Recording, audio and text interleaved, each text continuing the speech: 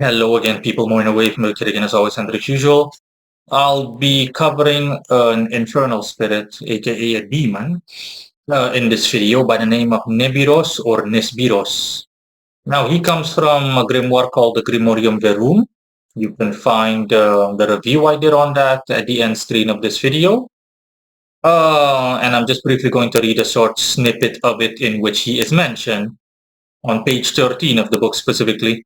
The English translated version because it's in English as well as in French. The two subordinates of Astaroth are Shagatana and Nesbiros. Um, and then you have their seals.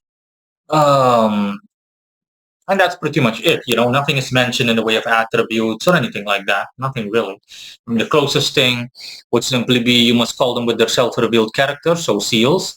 And when you want to obtain and have something from them, invoke with the method that will be described in the third part. Otherwise, you might work in vain.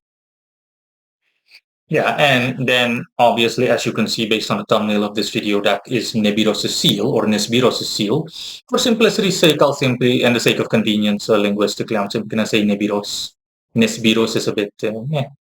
So yeah, Nebiros. You can see Nebiros' seal in the thumbnail of this video. If you need it, obviously you can download it. Simply go on Google and look for download thumbnail from video or from YouTube video, or take it directly if applicable or possible from the YouTube video, whatever. Yeah, now let's start off with Nebiros's. There's not a lot to say. Nebiros's attributes and whatnot. Nebiros can be classified as lunar, but he also has strong Martian influences, so both are on the table. And what Nebiros has to offer to an operator, someone that wants to work with him, is things regarding business affairs. All affairs are on the table, I repeat. In general, all affairs are on the table, so anything you want is up for grabs in working with Nebiros. But specialty is business-related ventures and affairs, and labor-based ventures and affairs as well. With the characteristics standing out as a specialty is attention to detail, a craftsman-like mentality, and overall business acumen. That speaks for itself, so I don't really have to say anything. And let's see, what else do I have to say? Last but not least, what he looks like.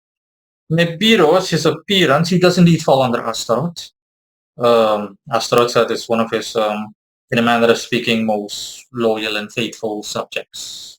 In a manner of speaking, strictly, one of his favorite subjects. And Nebiros appears as essentially a grayish, blackish salamander. Salamander? Yeah, salamander or gecko. A chameleon, sorry, chameleon. It's the best phrase. And this is what he looks like. If you want to be as thingy as possible, as accurate as possible. In terms of physical appearance, and that's it. Voice is a bit hoarse, but still obviously completely understandable. As in someone that has a bit of a scratchy throat would speak. Not heavy, but like regular. And he is small, unsurprisingly. Pretty much every spirit I've dealt with from this grimoire, the Grimorium Verum, not that I've had to deal with too many of them, because obviously I prefer working with angelic, with angels rather than infernal spirits, aka demons.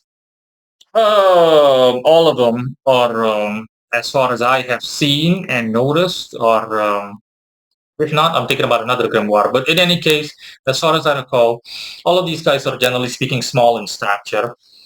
He is like as small as a puppy, approximately.